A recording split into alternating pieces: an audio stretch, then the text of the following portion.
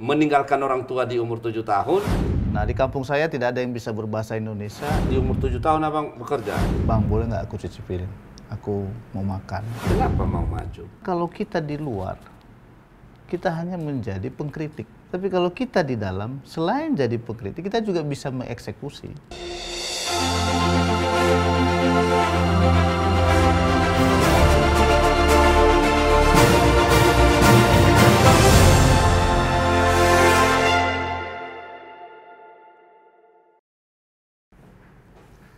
Hai you all guys, penonton setia Mr. GTV. Selamat datang kembali bersama saya dalam acara Ponti Klokyo, memahami kehidupan. Karena you know, setiap detik begitu berarti. Kenapa saya selalu membahas kehidupan? Karena saya dulu lahir tidak melihat ayah. Maka dalam kolokvio saya kali ini, saya mengundang seorang pemuda desa masih sekitar Kepulauan Nias. Sebelum saya beranjak ke perantauan, kita bahas tentang pemuda desa yang satu ini yang meninggalkan orang tua di umur 7 tahun dan menjadi seorang tukang becak, lalu merantau ke ibu kota dan sekarang menuju keberhasilan. Siapa dia? Inilah Bung BN Duru. Selamat datang di studio saya. Siap. Luar biasa. Terima kasih Bang Ponti. Dalam perjalanan tadi ke Nias atau udah di Jakarta kian, Bang? Menuju ke sini sudah di Jakarta. Berarti yang abang alami tadi kemacetan ya? Kemacetan. Saya melihat sosok abang ini yang berjuang dari nol sampai ke Medan, lalu ke Jakarta, dan di Jakarta betul-betul mulai berhasil lah ya. Walaupun belum puncak milionernya, tapi Amin. sudah mulai kelihatan ya wajah-wajah ibu kotanya gitu ya. Betul. Bang, mungkin abang cerita sekitar latar belakang mungkin dari mana dan... Baik Bang Ponti, Ya. terima kasih, suatu kehormatan. Bang Ponti ini salah satu idola saya. Ya, Terima idola kasih. saya. Karena kenapa? Karena keterbatasan SDM dari Kepulauan Nias, memang setiap ada yang muncul itu menjadi idola kita. Ya. Dan beliau adalah sutradara terbaik dan fenomenal dari Kepulauan Nias, yang bisa merintis karir sampai ke tingkat nasional, mungkin nanti internasional. Thank you Bang Ponti, ini Ya, suatu silakan diri. kehormatan. Baik, saya biasa sehari-hari dipanggil BN Duru. Kalau sekarang saya punya istilah KBE. Kalau di Nias itu, kalau seseorang sering dipanggil akrabnya KBE atau GBE. Gitu ya. Nama lengkap saya BE Sekinduru. Saya dilahirkan di sebuah kampung di Lorong Hilitoroi, tepatnya di Desa Tuhegavoa, 42 tahun yang lalu, 3 Oktober 79.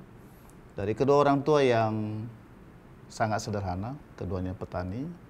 Bapak saya seorang petani, belum tamat SR, jadi waktu itu dia, namun bisa membaca dan bisa berbahasa Indonesia. Bukan buta huruf berarti ya, Bang? Bukan buta huruf. Bukan.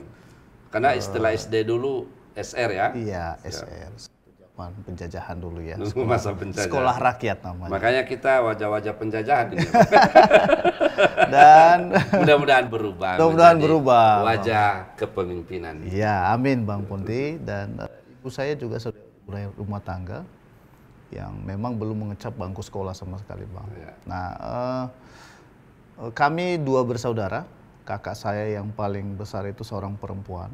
Ya, selisih umur kami 10 tahun. Ya. Dibesarkan di desa dengan segala kekurangan dan kesederhanaan di desa. Itulah masa-masa kecil saya. Tepat pada umur 7 tahun, saya kemudian harus berpisah dari orang tua. Saya harus masuk sekolah dasar dan sudah diputuskan bahwa saya harus mengikuti sekolah dasar itu di Kota Gunung Sitoli. Baik. Perjalanan dari desa ke kota itu kurang lebih 2,5 jam. Nama kampung abang itu apa namanya? Kampung saya itu Hilitoroi. Hilitoroi, jadi 2,5 jam jalan kaki ke Kota Gunung Sitoli. Naik mobil. Naik mobil apa pada saat itu? Waktu Sarada itu, betul. Itu bus legendanya Legendaris, Kepulauan Nias ya. Oke. Abang sudah menikah dan punya anak berapa? Ya, puji Tuhan saya sudah menikah, istri satu, ya, dan tidak akan bertambah. Tidak akan berubah ya. Baik. Dan punya anak sudah berapa? 4 putri sekarang.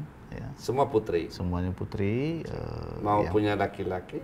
Kalau Tuhan berkehendak, Itu harapan Luar itu biasa. harapan saya juga ya. Baik Bang, jadi saya tadi melihat profil Abang di sini ada umur 7 tahun Abang meninggalkan orang tua ya. Itu ceritanya gimana Bang? Ya. Meninggalkan orang tua di umur 7 tahun. Memang orang tua saya karena belanja dari situasi saat itu, mereka memang tidak berpendidikan. Bapak saya ini maunya saya ini lebih maju. Oke. Nah, di kampung saya tidak ada yang bisa berbahasa Indonesia, even itu sudah tamat SMA. Ah, Itulah kualitasnya pada saat itu. Sehingga Oke. satu-satunya tempat belajar itu hanya di Gunung Sitoli yang bisa berbahasa.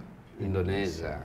Dan oleh sebab itu, kebetulan paman saya ada yang tinggal dan seorang mualaf tinggal di Gunung Sitoli, di Kampung Baru tepatnya. Baik. Dia seorang pedagang. Nah, itulah awalnya akhirnya saya pindah ke Gunung Sitoli dan umur 7 tahun sehingga waktu itu tepatnya sekolah negeri kelas 1. Jadi memang Di Gunung Sitoli. Gunung Sitoli. Nah, maksud Abang dalam profil Abang ini meninggalkan orang tua 7 tahun itu, Abang pindah ke kota gitu? Pindah ke kota, berpisah dengan orang tua. Siap. Artinya tidak sehari-hari lagi dengan mereka. Jadi Baik. kalau saya pun pulang itu biasanya kalau pas ada libur panjang aja Bang. Baik. Setiap setahun sekali. Bapak kan, orang tua kita kan seorang petani keduanya ya? Betul. Dan saudara-saudara juga. Betul. Bagaimana biaya hidup pada saat itu atau termasuk Ya. biaya sekolah selama di kota Gunung Sitoli? Dari mana datangnya? Karena memang kalau di kampung ya dengan kesederhanaan itu hanya untuk mereka. Di kota saya bekerja, jadi tidak hanya tinggal di situ, saya juga bekerja. Berarti SMA ada di umur 7 tahun Abang bekerja? Bekerja. Jadi saya Bekerja sebagai apa? ya, saya tinggal di rumah paman saya itu juga bekerja sepulang sekolah. Saya menjadi kasir. Kasir di tempat beliau berusaha. Ini umur berapa ini sekarang? Saya sekarang Enggak, waktu itu. 7 tahun. Sudah bisa jadi kasir. Saya Oh, sudah. itu barang-barang 9 bahan pokok gitu atau? Yes, Oke, jadi baik. paman saya itu kalau orang bilang toko kelontong. Oke. Semua oke. dijual. Nah, Karena masa zaman itu ya, masa Saradede betul. itu. Jadi kalau Bang Ponti dulu di tahun 85 di Gunung Sitoli itu ada sebuah toko dekat Simpang Meriam di Kampung Baru. Oke. Namanya Usmani. Usmani, Ude Usmani. UD Usmani singkatan dari usaha masa kini. Nah, itu Sambil ngopi ya Bang ya? Ya, siap Bang. Nah, saya bekerja di situ. Jadi sehari-hari selain sepulang sekolah, nanti sepulang sekolah saya sudah bekerja di situ sampai malam kita tutup. Dan disitulah saya mengalami satu masa di mana berubah.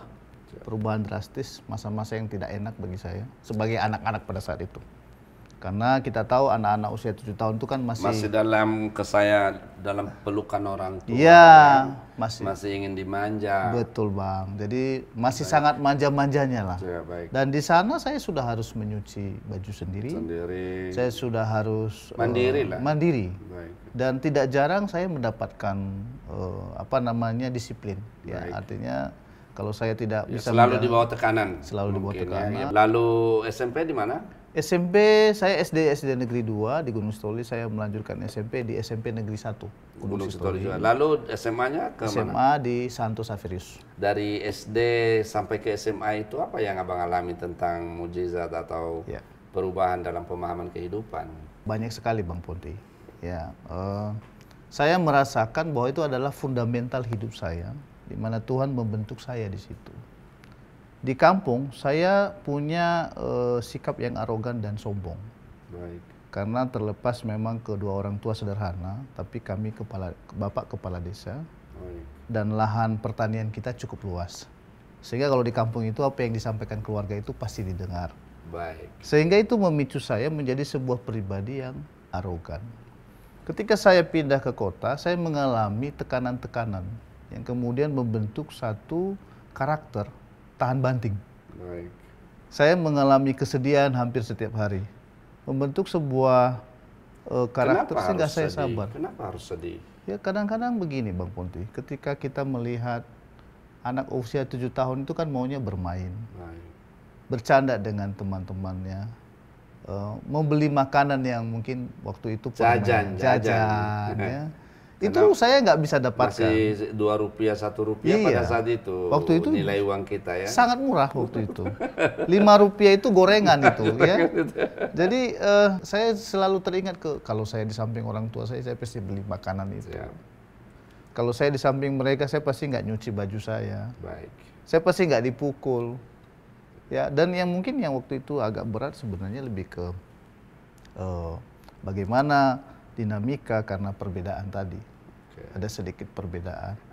Berarti abang tinggal di suasana yang berkeyakinan berbeda. Berbeda. Baik. Oke bang, selepas dari situ tamat SMA, lalu abang lanjut kemana nih? Ya, saya bersyukur setelah SMA oleh kasih Tuhan dengan apa yang saya alami itu, saya dimampukan sehingga karena saya merasa posisi saya itu selalu merasa saya itu kan pribadi saya merasa, karena pada saat umur saat itu saya merasa seolah-olah nggak dianggap, bukan anak, dibuang, itu perasaan saya saat itu. Tapi bagaimanapun kan tentang pemahaman kehidupan bahwa kita tetap bersyukur kepada mereka yang telah berpartisipasi untuk perkembangan hidup kita. Betul Bang. Dalam keadaan air keruh maupun air jernih, kita tetap.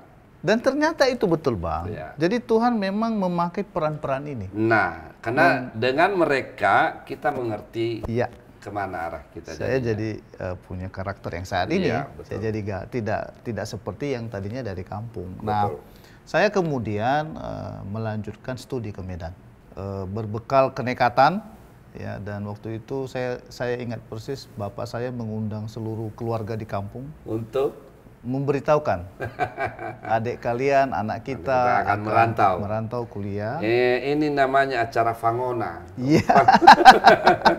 Pamitan, Fangona dan doa. Waktu itu. Doa restu ya. Oke. Baik, lalu abang ke Medan. Saya ke Medan berbekal uang 3.800.000. Waktu besar itu. Pada saat itu 3.800.000. 3.800.000. Jadi abang bisa beli sepeda itu. Waktu itu ya 3.800.000 artinya itulah yang dikumpulkan keluarga semua. Karena mereka berharap saya bisa sampai di Medan dengan selamat, kemudian bisa mendapatkan kuliah dan sebagainya. Ternyata kan tidak sesederhana itu Bang Ponti. Sesampainya di Medan, karena memang dari awal itu pembukaan UMPTN kita datang lebih cepat. Karena kita mau belajar dulu bimbingan tes. PTN pada saat itu ya? Pada saat ujian masuk perguruan tinggi negeri pada saat itu. Nah, saya bersyukur ada teman dari SMU yang punya rumah di Perumnas Mandala. Namanya Oli Honda, itu teman dekat saya. Jadi saya numpang di rumahnya. Kurang lebih 3-4 bulan saya numpang. Selama di rumah itu saya bersyukur benar-benar free. Nah, disitulah saya mengambil kesempatan. Karena keterbatasan dana yang saya bawa tadi, ya, kalau nggak salah 3 bulan itu saya udah dana itu tinggal 100.000 di kantong saya. Akhirnya saya mencari pekerjaan di Kota Medan dan dapat sebagai seorang salesman keliling, yang door to door pakai dasi, bawa tas. Oke. Itu produknya apa dulu? Dalam bentuk berkas atau makanan? Jadi produknya itu bukan makanan Bang, tapi lebih banyak keperluan rumah tangga seperti sisir. Oh gitu Bang. Kemudian ada mainan-mainan anak-anak, lalu ada elektronik tapi yang seperti kipas angin, begitu-begitu. Nah memang kenapa saya ambil itu selain mau mendapatkan duit, supaya saya juga tahu nih jalan-jalan Kota Medan itu sampai di mana aja. Kita dari kampung kan susah, ini jalannya bus banyak, luas, terus angkot-angkotnya kemana aja kita nggak tahu waktu itu Bang. Puncak perjuangan abang di Kota Medan itu di mana aja? Sambil kuliah ini? Sambil kuliah. Lalu pekerjaan ketika saya sudah yang lain, karena saya lihat di situ abang pernah narik beca. Betul. Nah, di saat kuliah itu memang suplai dari orang tua tersendat Bang. Sebulan kadang 50.000 ya, nggak cukup. Baik. Saya bayar uang kos saja 75.000 Bang, nggak cukup. Ya, belum makan. Akhirnya waktu itu ada hal-hal lucu yang saya alami, tapi benar-benar terjadi. Ya, saya masih ingat ada rumah makan Padang di daerah Starban. Karena saking laparnya Bang, saya izin cuci piring. Saya izin cuci piring. Bang, boleh nggak aku cuci piring? Aku mau makan. Gitu. Tapi orang itu luar biasa Bang. Tidak punya uang abang? Tidak punya uang. Jadi abang minta pemilik restoran untuk cuci piring, bayar makan abang. Betul. Di situ. Dan hanya minta kuah aja. Menarik. Yang penting nasi sama kuah. Itu aja ya. Dan sekarang itu jadi seperti orang tua angkat saya. Ya. Kami ketemu di kemarin, itu cerita. Tapi awal itu saya beranikan diri aja gitu. Karena daripada saya lapar. Benar. Kalau saya mencuri, saya akan menjadi masalah baru lagi dalam hidup. itu salah satu yang ini. Yang kedua, karena keterbatasan itu, ketika Tuhan izinkan saya lolos di ini, saya nggak ada pilihan lain, Bang, harus jadi yang terbaik, Bang. Baik. Kenapa? Ada beasiswa. Oh, dapat beasiswa di Kota Medan? Dapat beasiswa. Jadi dari seluruh angkatan kami itu satu-satunya orang Nias saya, Bang. Yang Dan mendapatkan beasiswa. Baik, Bang. Nah, Ini menarik sekali kisah Bang.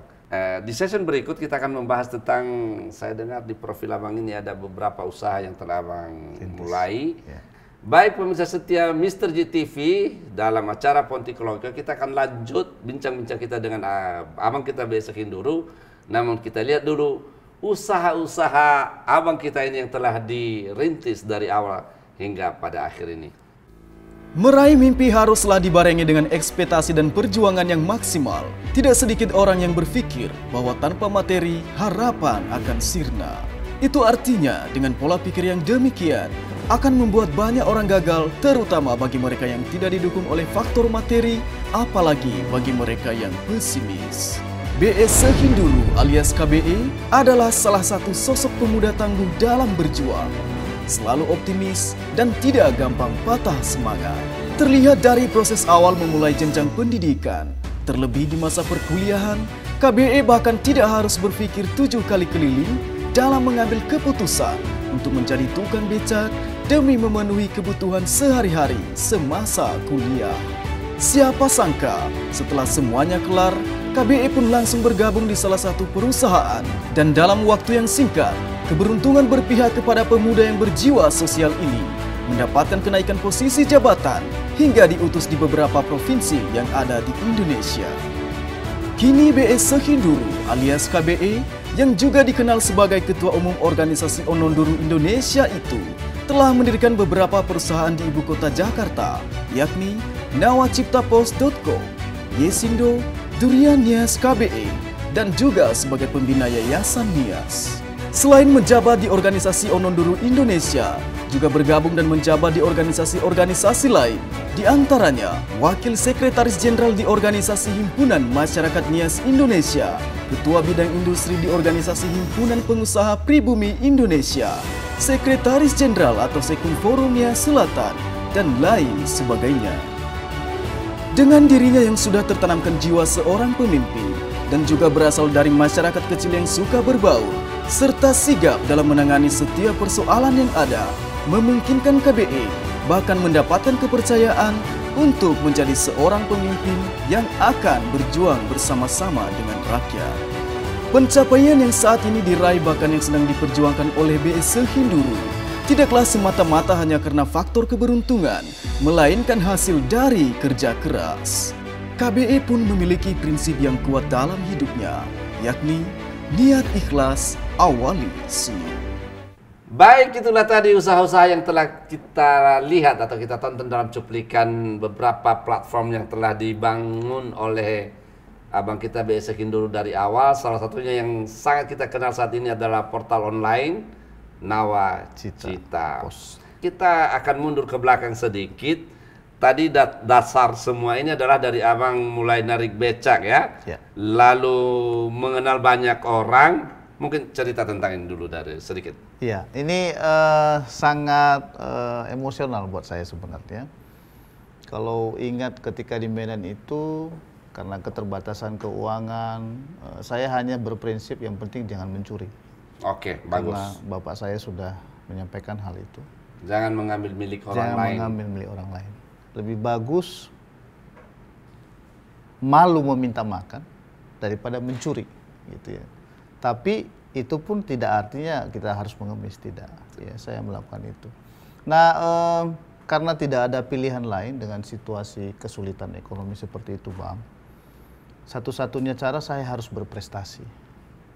Itulah yang memicu saya belajar siang malam dengan level yang berbeda antara pendidikan kita di Kepulauan Nias dengan di Kota Medan. SMU swasta Saverus itu saya boleh bilang itu yang terbaik di Pulau Nias saat itu. Baik. Tapi ketika saya bertarung dengan SMU di Kota Medan, kita itu menjadi sangat jauh.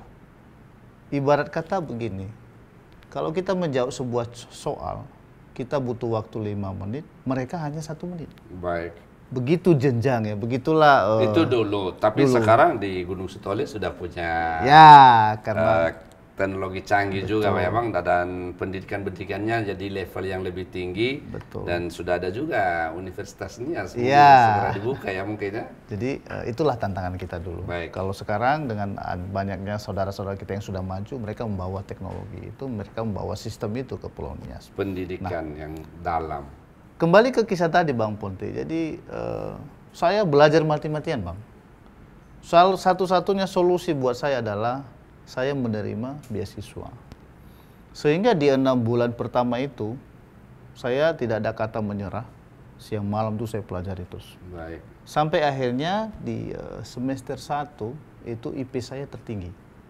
Jadi IP tertinggi. di satu jurusan itu, di jurusan elektro di Politeknik pada saat itu, meskipun hanya 2,99, tapi bagi kami elektro itu udah luar biasa. Satu lagi 3 ya.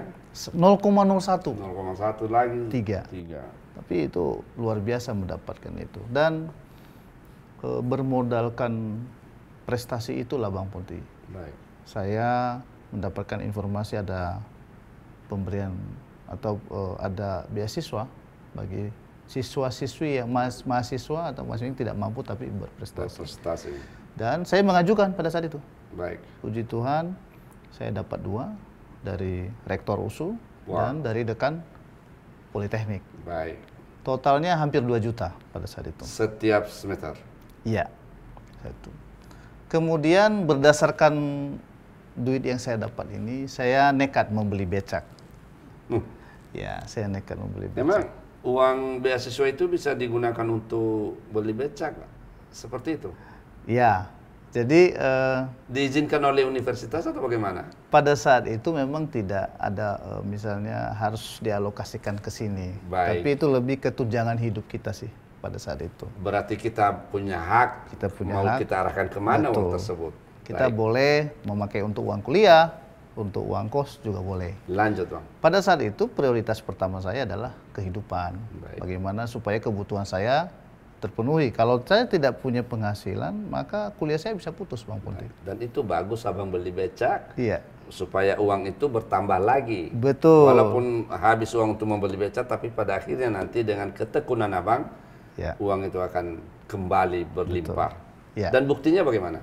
Ya, saya beli becak 2, 1 saya sewakan, kemudian 1-nya saya tarik. Jadi toke becak deh ini. Ya. Jadi satunya Bang sewakan, satunya Bang bawa sendiri. Iya, Wah, betul. luar Jadi biasa. waktu itu saya nggak mikirin yang macam-macam, meskipun saya tahu tukang becak itu kalau di Medan sangat-sangat ya sebuah pekerjaan yang sangat hina lah kalau saya boleh bilang, selain pengemis. Ya, karena pada saat itu nggak dianggap, kita itu betul-betul Kalau tukang becak tukang itu, becak itu nggak dianggap. Ya, Abang merasakan itu. saya merasakan itu.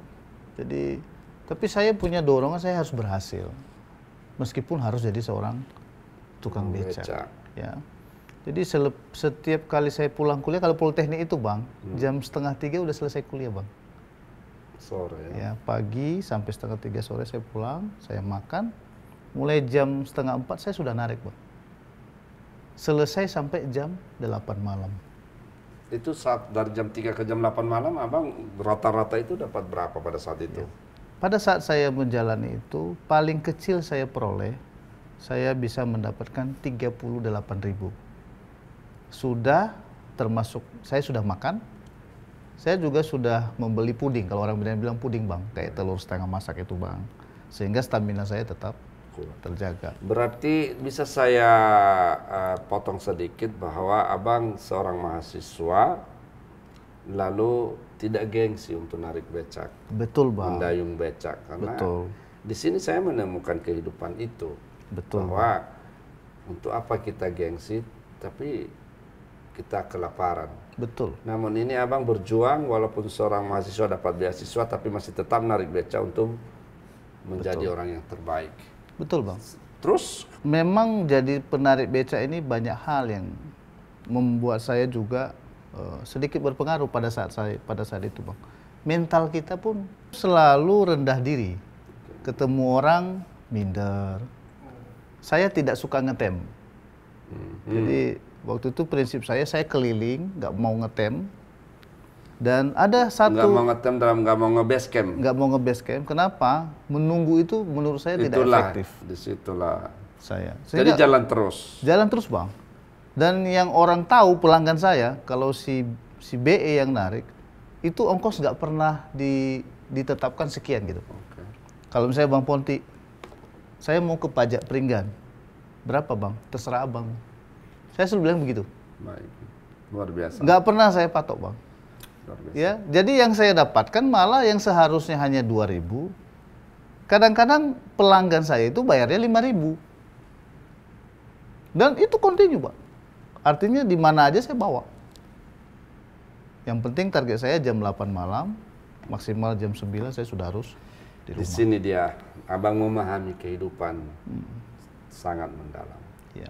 Karena kehidupan itu menyerahkan diri kita, Ya.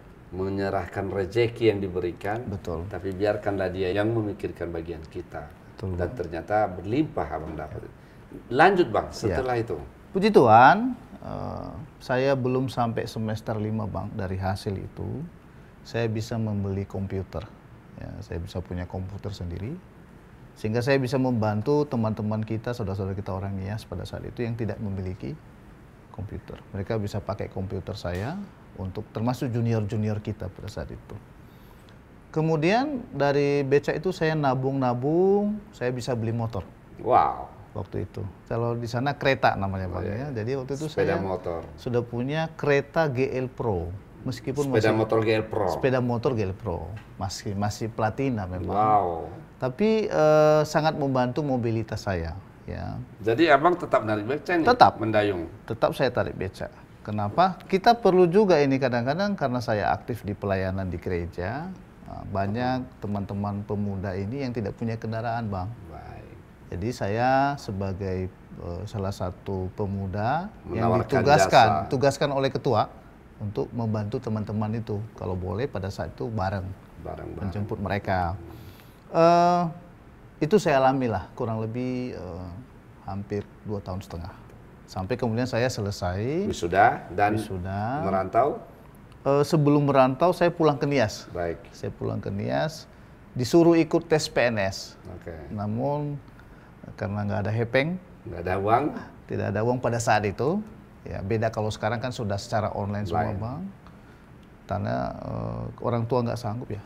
Baik Bang, wisuda di Medan, lalu balik ke Nias, dan kembali lagi ke Medan bekerja, lalu dari Medan Abang ditugaskan ke Aceh ya? Iya. Dan dari Aceh itu dipromosikan kemana? Dari Aceh, karena memang itu kan... Karena daerah apa dulu itu ya? Daerah operasional militer, 2003. Oke. Waktu itu Presiden Gus Dur sudah menetapkan Aceh daerah operasional militer, karena ada GAM. Siap. Lalu transisi dengan Ibu Megawati masih dilanjutkan Bang. Baik. Domnya waktu itu. Saya, di Medan itu, saya hanya berpikir, kalau saya mau maju, apa yang harus saya lakukan? Kalau saya tidak lebih dari yang lain, lebih ini apakah keberaniannya, kecepatannya, pengetahuannya, maka saya nggak akan dilirik sama perusahaan. Betul. Pada suatu hari Bang, di Medan itu kepala cabang mau minta, siapa ini yang berani ke Aceh? Kepala cabang. Kebetulan kepala cabangnya orang Nias, Pak Sabarudin Halawa. Oke. Ya, sekarang dia ada di Semarang. Saya dengan spontanitas angkat tangan. Dia awalnya nggak mau, mungkin karena dia tahu kami itu juniornya di pemuda gitu. Wah, pura-pura nggak lihat saya dia Bang. Saya angkat tangan lagi Bang, 2 kali, juga nggak dilihat. Akhirnya saya teriak, saya siapa? Apa dia bilang? Kamu baru 2 bulan, yakin kamu mau ke Aceh katanya? Kau nggak takut mati di sana? Saya bilang gini Bang, urusan hidup mati itu di tangan Tuhan. Bagus. Saya tidak perlu jauh-jauh ke Aceh. Kalau Tuhan bilang saya harus meninggal, di sini pun sekarang saya bisa meninggal. Bisa aja gedung ini runtuh Pak, saya bilang gitu. Saya percaya bahwasanya urusan itu Urusan Tuhan. Saya ke Aceh bekerja Pak, nggak perlu saya takut. Sepanjang saya memahami kode-kode etik terkait dengan keamanan. Baik, sampai di Aceh Bang. Sampai di Lalu, Aceh, berapa tahun di sana? saya di sana tidak sampai setahun Bang. Bagaimana dengan ancaman-ancaman yang ada itu? Apakah memang ada di sana atau bagaimana? Di Aceh itu Bang, setiap kali berangkat, saya berangkat 4:30 subuh.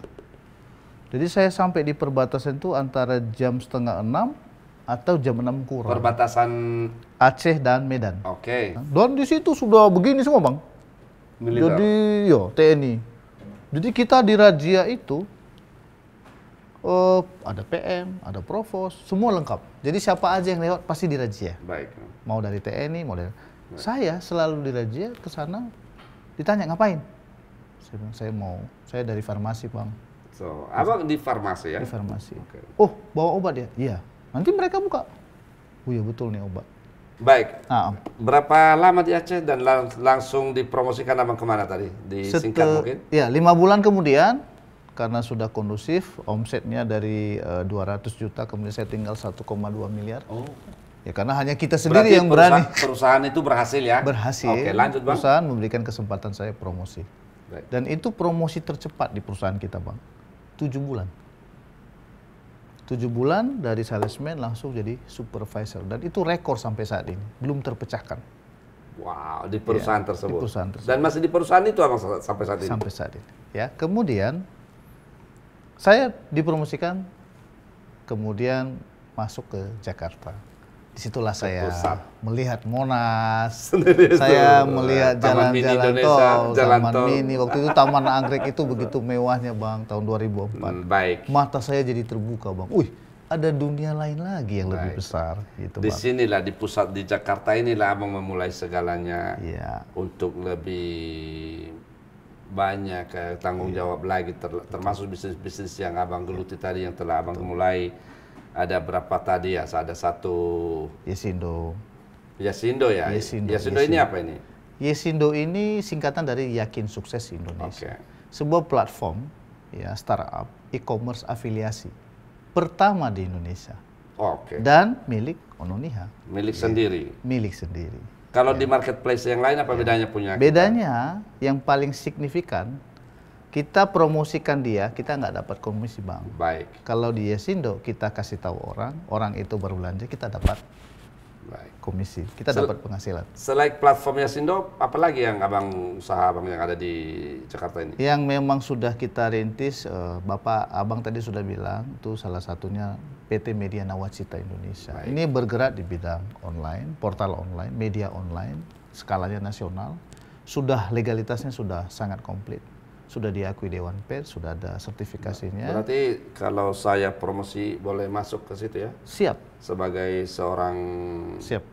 Pontikolokyo ya? Siap, bisa. Sangat bisa, sangat-sangat bisa. Dan kelebihan Nawacita ini, kenapa Nawacita ini namanya kan kita ambil dari Trisaktinya Bung Karno Bang.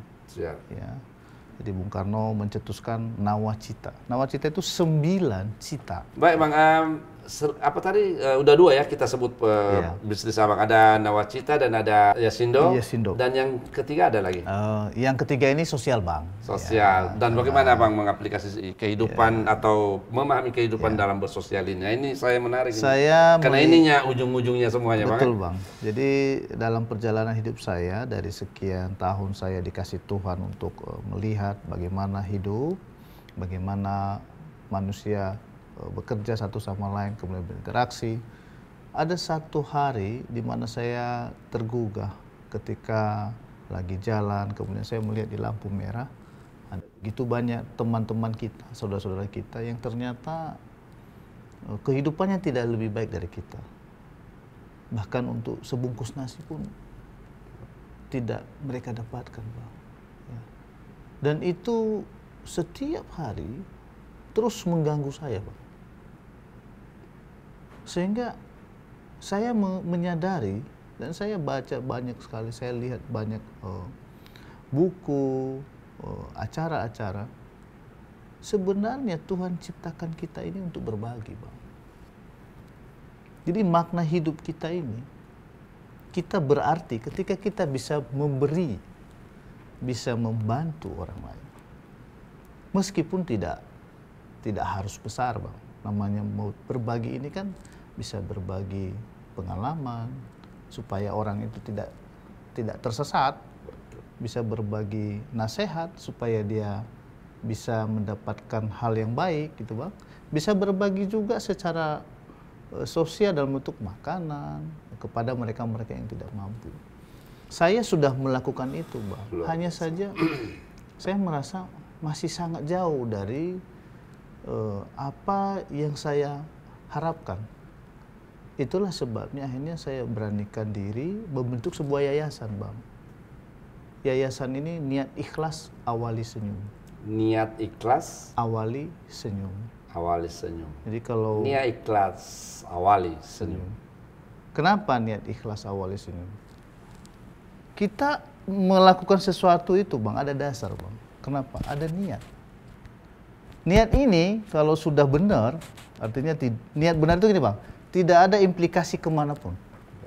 Dia melakukan itu spontanitas karena gerakan oleh hatinya. Yang dibisikkan oleh, apakah kalau kita secara umat Kristen adalah Roh Kudus gitu. Saya punya niat untuk itu. Saya tidak mau melihat teman-teman saya, saudara-saudara menderita. Ini menarik pengalaman Abang tentang berada di ibu kota Jakarta ini ya. Dan saya tertarik dengan Abang sejak dini itu sudah memahami kehidupan, karena sesuai dengan apa yang kita sampaikan kepada para milenial ini, mungkin ada pesan Abang yang bisa Abang sampaikan kepada kaum milenial saat ini yang hanya gara-gara sedikit aja sudah mengeluh. Mungkin Abang sharing tentang motivasi kepada mereka. Baik, Bang Ponti, ini sangat menginspirasi saya. Khususnya kepada kaum muda, dimanapun mereka, dan mungkin saudara kita, adik-adik kita dari Kepulauan Nias. Yang saya mau pesan adalah, kita semua berangkat tidak dalam posisi ideal, tidak semua. Ada beberapa kita jauh dari garis ideal, dalam arti tanda kutip adalah ekonomi. Tapi percayalah, ya, Anda, kita, adik-adik kami, dan pemuda-pemuda, jangan takut untuk bermimpi. Untuk bisa meraih mimpi, kita akan mengalami proses yang tidak enak, menyakitkan. Kita merantau, kita dihina orang, kita harus bisa beradaptasi dengan baik di situ. Kemudian jangan pernah merasa gagal ketika satu kali dicoba ternyata belum berhasil gitu ya. Kita biasa dalam perantauan, pasti karena bukan keluarga, bukan siapa-siapa, kita belum tentu langsung diterima ketika kita baru tiba di situ. Maka yang Anda lakukan adalah segera beradaptasi. Dan jangan lupakan targetmu. Saya ingat ketika saya di kampung, saya punya satu target yang sampai hari ini saya pegang. Apa itu? Saya harus berhasil. Harus berhasil. Saya harus berhasil. Dan saya harus lebih dari orang-orang di kampung saya. Luar biasa. Ya. Nah, itu yang memotivasi saya. Ketika saya jatuh, ketika saya sedikit bengkok dari apa yang seharusnya, saya kembali disadarkan. Di jalur yang lurus. Supaya saya kembali ke jalur Karena itu. sudah banyak tadi pengalaman hidup dari belakang. Betul. Dalam kesuksesan yang sudah Abang miliki saat ini ya, sudah di tangan, sudah dalam genggaman, siapa orang yang termotivasi di belakang Abang yang pernah Abang sebagai contoh dalam hidup Abang? Siapa? Ada seseorang mungkin? Ya, ada beberapa orang. Ya, mereka orang-orang hebat dalam hidup saya. Yang pertama tentunya ayah saya, papa saya. Orang tua ya. Ya, orang tua saya. Dia menanamkan nilai-nilai kehidupan yang baik buat saya. Baik. Dia selalu berkata, jangan pernah mencuri, jangan pernah berkata tidak jujur. Reputasi tidak bisa dibeli, meskipun dengan uang sebanyak apapun. Baik. Ya, yang kedua dia selalu mengatakan, jangan pernah lupa andalkan Tuhan dalam segala sesuatu. Ya, kalau Tuhan berkenan, siapapun tidak bisa manusia menahannya. Ya. Yang person berikutnya adalah yang menjadi motivator saya adalah guru-guru saya, ya, guru-guru saya di sekolah yang saat ini. Mereka selalu memberikan pengetahuan. Continuity ya, berkelanjutan. Walaupun sudah nggak sekolah di sana lagi, mereka membantu Abang untuk. Kemudian yang tentu yang tidak kalah penting, yang sangat mempengaruhi kehidupan saya dalam berorganisasi, dalam berusaha, guru saya saat ini seorang anggota DPR RI. Ya, beliau saya biasa panggil Pak Ketum. Ya, Siapa dia? Dia Pak Marinus Kia. Dia memberikan saya inspirasi yang kalau saya hitung tidak pernah cukup untuk dihitung.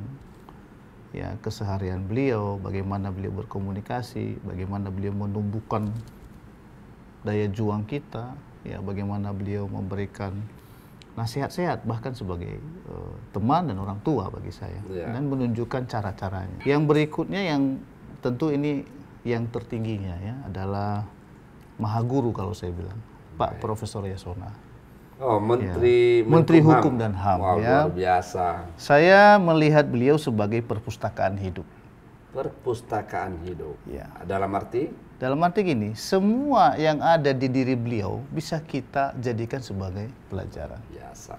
Bagaimana beliau bergerak, bagaimana beliau berjalan, sangat menggambarkan kerendahan hati. Waduh. Ya. Bagaimana beliau menyapa kita, berbicara dengan kita, menggambarkan ketulusan. Seorang menteri berbicara dengan kita yang bukan siapa-siapa, dia melihat kita, dia memberikan perhatian kepada kita. Baik, setelah semua ini, ya, dan Tuhan memberikan kita di waktu saat ini memiliki semuanya. Betul. Apa yang mau dibuat ke depan ini, mimpi dan impian Abang? Ya, sebagai putra pemuda dari Kepulauan Nias. Baik. Mimpi saya sebenarnya sangat sederhana. Saya mau kita dari sana itu mendapatkan kesetaraan dalam segala hal, bidang ekonomi, politik dan sebagainya. Mimpi saya yang mungkin kalau Tuhan berkenan ingin saya wujudkan dalam waktu dekat adalah terlibat secara aktif di dalam perpolitikan.